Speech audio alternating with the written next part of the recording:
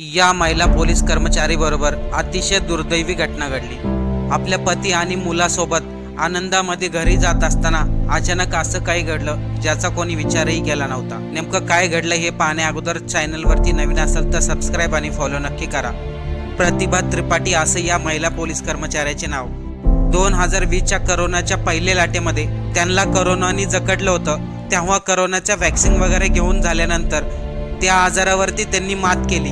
2 दिवसा अगोदर प्रतिभा आपले मुलं आणि पतीबरोबर इंदोरवरून भोपाळला परतत होते। चालत्या गाडीमध्येच त्या बेशुद्ध झाल्या। पतीने तात्काळ त्यांना हॉस्पिटलमध्ये दाखल केले, परंतु डॉक्टरांनी उपचार करण्या अगोदरच प्रतिभा यांचा हृदयविकाराच्या झटक्याने मृत्यू झाला। हृदयविकार झटक्याचे प्रमाण कोरोना वॅक्सिन घेतल्यानंतर जास्तच प्रमाणात वाढत चाललं आहे। कोरोनानंतर 33% लोक हृदयविकाराच्या झटक्याने मरण पावली।